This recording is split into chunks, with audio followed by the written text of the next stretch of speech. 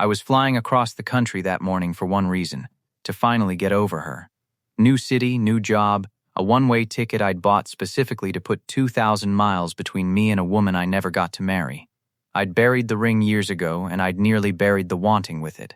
And then, 20 minutes before boarding, a hand closed around mine at the gate and a voice I'd have known anywhere said, "Pretend you're mine for 10 minutes," and I understood the flight meant to bury her forever was the one where she'd come back. Let me go back to the start of that morning, because a moment like that doesn't mean anything until you know what I was carrying to the airport and what I was flying away from. I'm Ryan Walsh. I'm 37, and I'm an architect. I design buildings, which is a strange trade for a man who's spent most of his adult life unable to build anything solid out of his own. I'm good at it, because I'm patient and precise, and I care about the parts people don't consciously see. The way light comes into a room in the afternoon, the exact height of a step so your foot doesn't hesitate, the small proportions that make a space feel like somewhere you can breathe. I can draw a home for a family I've never met and get it right down to the doorknobs. My own life I never quite managed to draw. That's the joke I stopped finding funny a long time ago, a man who builds homes for a living, standing in an airport with one bag, no forwarding address that meant anything, flying off to start over in a city where he didn't know a soul. I'd taken a job in Seattle. I was leaving Ohio, where I'd lived my whole life, and I want to be honest about why. Because the why is the whole thing. I was running. Not from trouble, not from anybody chasing me, from a memory, from a woman named Grace Bennett, and from the particular gray shape my life had taken in the years since I lost her.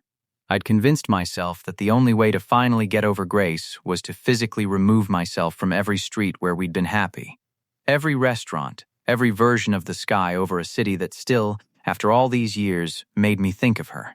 So I'd accepted a job 2,000 miles away and bought a one-way ticket and told the 3 people who'd noticed that I needed a fresh start. A fresh start, that's the phrase I used. What I meant was, I am tired of being haunted, and I am going to try to outrun the ghost. Let me tell you about Grace, because you can't understand the ring until you understand her. I met her when I was 28 at a coffee shop near my office, the most ordinary place in the world. She was arguing, good-naturedly, with the barista about whether a flat white and a latte were meaningfully different, and I made some comment, and she turned that argument on me instead, and 20 minutes later I'd missed a meeting and didn't care. Grace was like that. She could make a Tuesday morning feel like the start of something.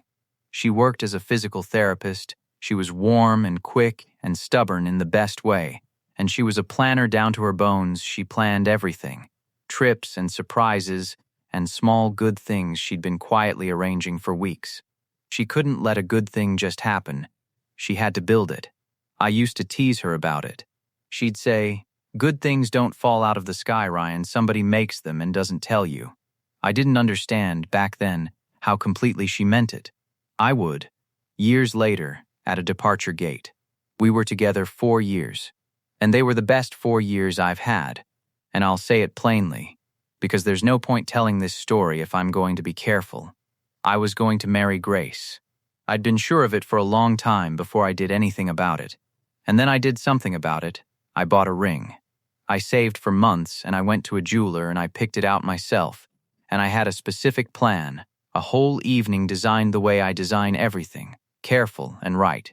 And 2 weeks before I was going to ask her, it fell apart. Not in a fight. That's the part that took me years to understand. There was no blow-up, no betrayal, no villain. Grace's father, 3 states away, had a stroke sudden, severe, and she went to him. And it turned into weeks, and then months. And something in her went quiet and far away in a way I couldn't reach.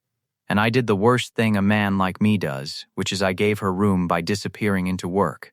Taking every project, staying late at the office because a set of drawings made sense, and her grief didn't, and I didn't know how to be useful to a sadness I couldn't fix. She needed me present. I gave her a man who was always at the office and told himself he was being strong. And she stopped reaching for me. And I told myself her not reaching meant she was coping. And then one night she called and said she thought she needed to move back home for good, to take care of her father, and that she couldn't ask me to give up my life to follow. and that maybe we'd just reached the place where two people who love each other have to let each other go. And I let her. That's the thing I've never forgiven myself for. I had the ring in a drawer 20 feet from where I stood having that phone call, and I did not say marry me, come with me, or I'll come with you. Don't do this. I said okay. Because she asked me to. Because I was a coward who found it easier to be quietly heartbroken than to fight out loud for the thing I wanted. And Grace went home, and I never asked the question. And the ring went into the back of the drawer. I couldn't throw it out. I want you to understand that, because it matters to the rest. For years that ring sat in the back of a drawer in my apartment, and I could not make myself get rid of it, and I could not make myself look at it. Eventually, I did the thing that gives this story its name. I put it in a small box, and I put the box inside another box, and I buried it, genuinely buried it, in the back of a closet, under things I never touched. Because leaving it in a drawer meant seeing it, and seeing it was unbearable. I buried the ring the way you bury anything you can't stand to look at and can't stand to lose. And I built years of a gray, careful life on top of it. I told myself a story to survive those years, and the story was that Grace had looked at the whole of me, the quiet man, the long hours, the life I was offering, and found it not quite enough, and been kind enough to dress it up as her father, and gone. That when it came right down to it, I was a man who was easy to leave. I built years on that story. I designed beautiful buildings for other people's beautiful lives, and went home to an apartment with a buried ring in the closet. I dated a little. Nothing that lasted, because I was measuring every woman against a ghost I refused to admit I was still in love with. And finally, when the ghost wouldn't lift, I made the most dramatic decision of my careful life. I took the job in Seattle. I bought the one-way ticket. And I did not bury the ring one last time in a landfill or a pawn shop. Though I'd thought about it, I left it in the closet of the apartment I was subletting, because even flying 2,000 miles to start over, I could not bring myself to be the man who finally got rid of it. That should have told me something. It didn't, until the gate. So, the airport. It was a Tuesday morning, gray, and I'd said my goodbyes the night before my brother, a couple of friends. Nothing tearful. A man leaving for a job. I got to the airport early because I always do. Checked my one bag, went through security and found my gate, and I sat down in one of those hard plastic chairs with a coffee I wasn't drinking and my whole life reduced to a backpack and a boarding pass, and I waited to be carried away from everything. I felt hollow. Not sad. Exactly past sad. Into that numb gray flatness that had been my whole weather for years. I watched the planes out the big windows, and I told myself, in 6 hours you'll be somewhere new, and none of this will be able to find you. They announced that boarding would begin in about 20 minutes, and I was staring at nothing, at the middle distance, the way you do at a gate, when a hand closed around mine. I flinched. A woman had sat down in the empty seat beside me. I hadn't even seen her approach, and she'd taken my hand in both of hers, and she leaned in close and said, fast and low, I'm so sorry, I know how this sounds. Pretend you're mine for 10 minutes. Just hold my hand. Act like you know me, please, don't ask why. And I turned to pull my hand back and tell this stranger she had the wrong man. And I looked at her, and the whole airport went silent and roaring at once. Because it was Grace. Years older, some things about her face gone softer, and some gone sharper the way faces do. But Grace, the same eyes, the same way of holding herself like she was already 3 moves into a plan. Grace Bennett, sitting beside me at a departure gate 2,000 miles from the coffee shop where I met her, holding my hand, asking me to pretend to be hers. I couldn't speak. Years of things I'd wanted to say to her, and not one would come. She was watching my face, and I watched something move across hers nerves. Hope, terror, all of it at once, and she said, "Quieter, Ryan. Say something. Or don't. But please don't get up and walk to another gate. Please just stay. 10 minutes. Grace, I finally managed. It came out wrecked. How are you and I looked down at our hands. And then, without deciding to, I looked at her hand, the one holding mine, and I don't know what I expected, but what I saw made my chest go tight. Because there was a faint pale band on her finger, where a ring had been and wasn't anymore, and something about that the ghost of a ring on the hand of the woman I'd bought a ring for and buried undid me in a way I can't fully explain. "There's no one I'm hiding from," she said quietly, and let the pretend fall away all at once. And underneath it was just Grace, undefended, scared, the way I hadn't seen her since the night on the phone years ago. I made that up. The pretend you're mine thing. I made it up because I've been standing over by the windows for the last 15 minutes trying to work up the nerve to come and talk to you. And I couldn't do it. I couldn't just walk up and say, "Hello, Ryan." It's been years I've imagined that 1,000 times and I always freeze. So I gave myself a role to play. It was the only way I could make my legs work. She swallowed. "I'm so sorry. But now that I'm sitting here, please, just let me talk.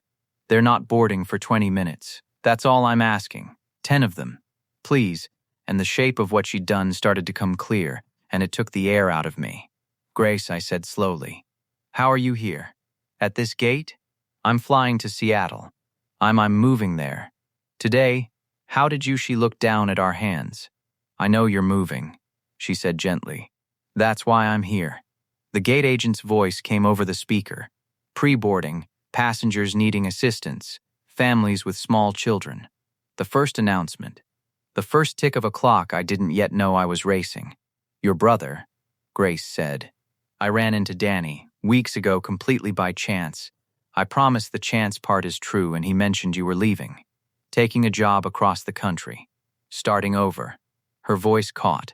"And Ryan, something in me I've spent years telling myself to leave you alone. That you'd moved on, that showing up in your life would only be selfish. And then Danny said you were leaving, for good 2,000 miles, and I realized if you got on that plane I might genuinely never, that this might be the last time we were ever in the same place. And I couldn't." She pressed her lips together. "So I asked Danny what flight. He didn't think anything of telling me. And I bought a ticket to Seattle too, Ryan. I don't even want to go to Seattle. I bought a seat on your plane so I'd have a reason to be past security. At your gate, this morning. I've been standing at those windows for 15 minutes terrified, watching you not drink your coffee, trying to make myself come over." She let out a broken almost laugh. "And then I lost my nerve at the last second and grabbed your hand and said that ridiculous thing about pretending. Because pretending was the only way I could get myself to sit down. I sat there holding the hand of the woman I'd flown across the country to forget. At the gate of the plane meant to carry me away from her, and understood that she had planned every piece of it. You bought a ticket to a city you don't want to go to," I said, "to catch me before I left. I chose an airport," she said, "because I couldn't call you. I know myself, Ryan. If I'd called, I'd have hung up. If I'd shown up at your door, you'd have been polite and kind and closed it as gently as you close everything, and I'd never have gotten through. But at an airport, there's a boarding call. There's a clock.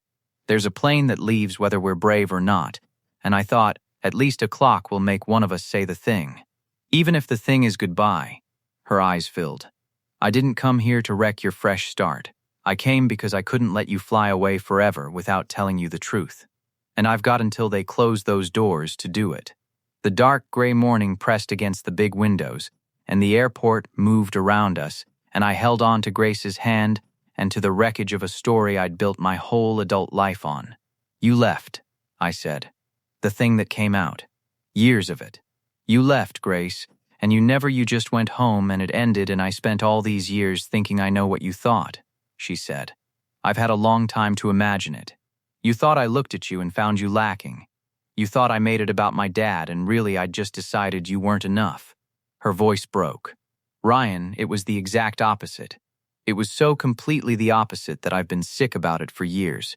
Then why? Because I was drowning, and I was scared, and I made the worst decision of my life and dressed it up as noble." She held my hand tighter, both of hers around it. "My dad had the stroke, you know that. What you don't know is what happened inside me. I watched my father, this strong man, become someone who needed help with everything overnight. And I watched my mother's whole life narrow down to caring for him. And something in me just panicked. I looked at my own life and I realized how much I needed you. How completely you'd become the ground I stood on. And I got terrified. Terrified of needing someone that much. Terrified of what it does to you when the person you've built everything around needs you, or leaves you, or changes.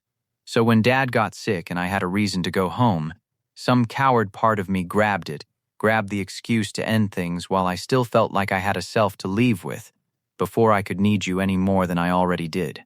She was crying now, openly, in the middle of the gate. It wasn't a lie about my father. He did need me. But it wasn't the whole truth either. The whole truth is I ran from you because I loved you so much it frightened the life out of me, and I've regretted it every single day since. I couldn't speak. The gate agent announced first class and passengers needing extra time. Another tick. And there's more, Grace said, and her voice dropped, and it's the part I'm most ashamed of. I knew about the ring. Everything in me went still. What? I found it. Weeks before Dad's stroke. I wasn't snooping, I was looking for tape in your desk, and it was in the back of the drawer, and I saw what it was, and I put it back and never said a word. She pressed her free hand to her mouth. I knew you were going to ask me, Ryan. I knew it was coming.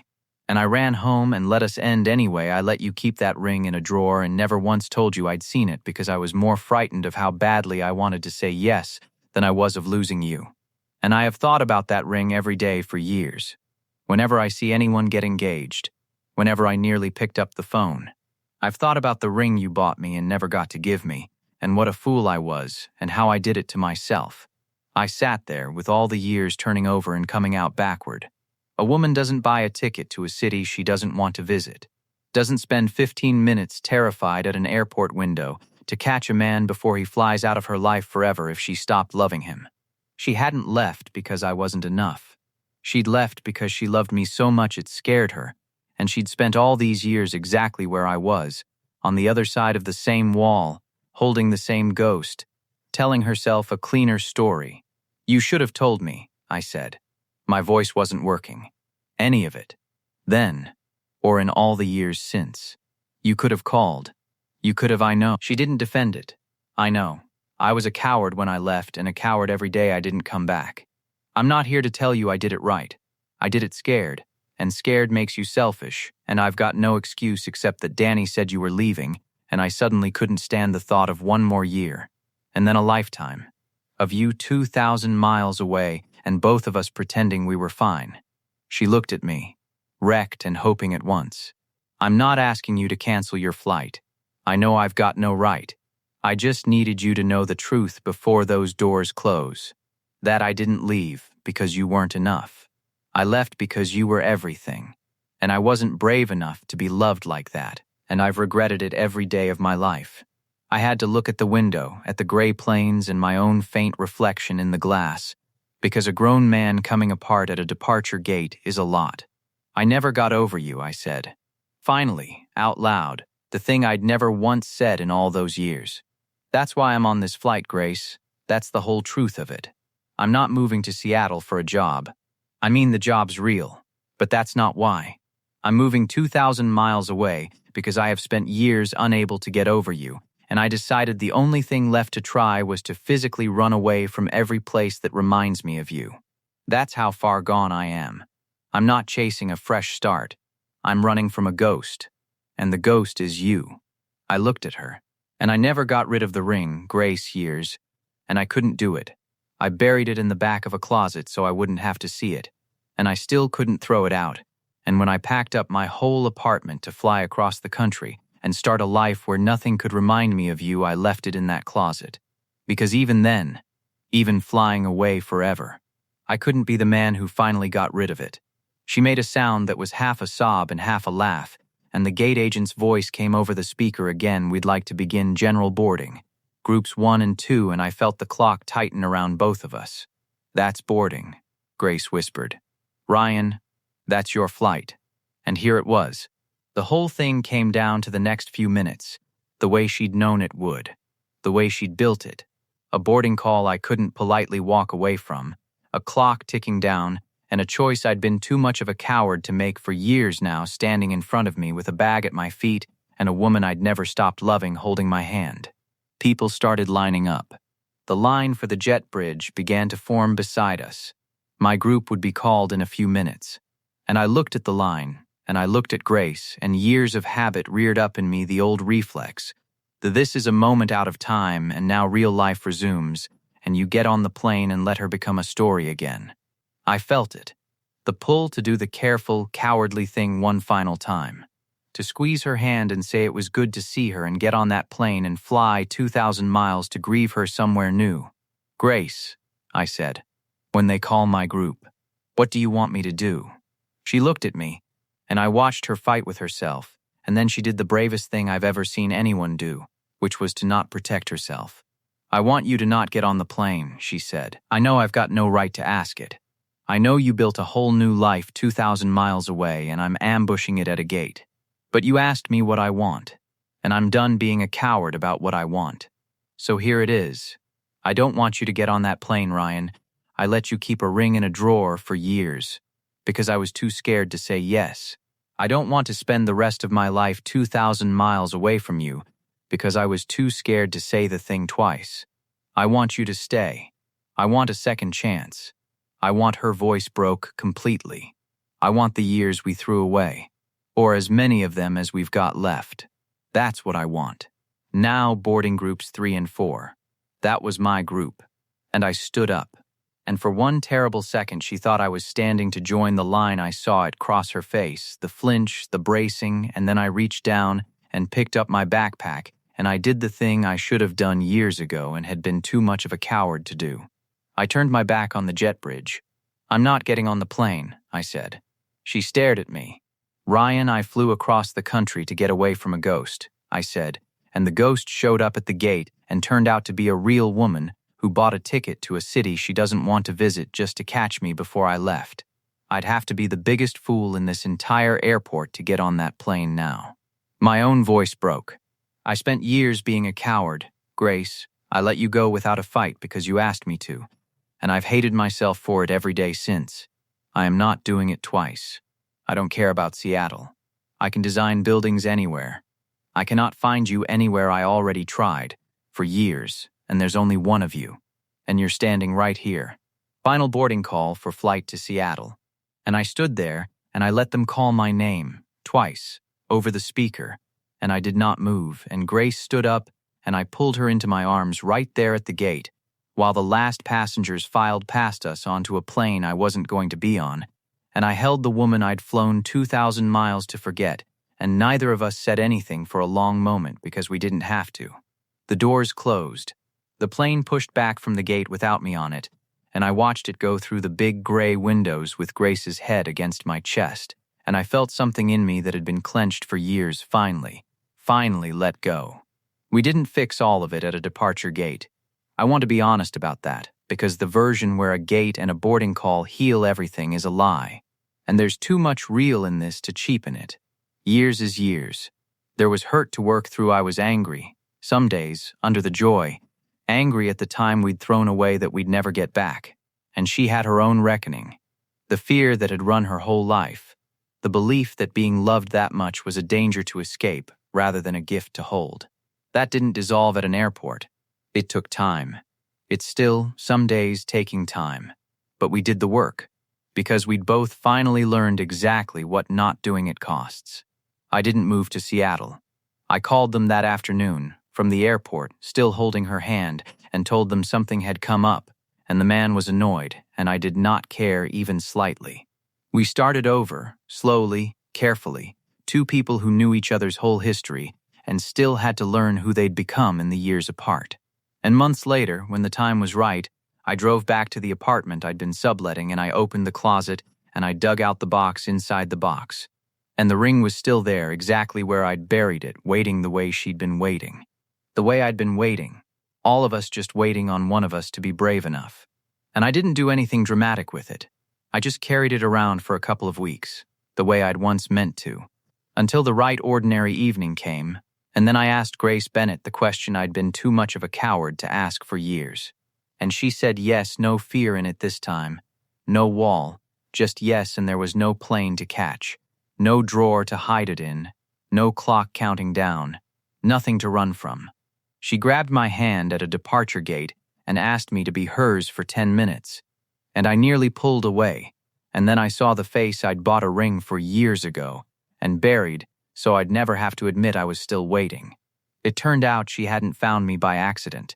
She'd bought a ticket to a city she didn't want to visit and stood terrified at a window and staged a whole pretend marriage at a gate because she was too scared to call and too brave, in the end, to let me fly away forever. The best thing I ever did in my life was not get on that plane. And the second best was learning, years too late, that the woman I thought had left because I wasn't enough had spent all those years exactly where I was, on the other side of the same wall, holding the same buried ring, waiting for one of us to finally be brave enough to say stay. She said it at a gate. And I'm never flying away from her again.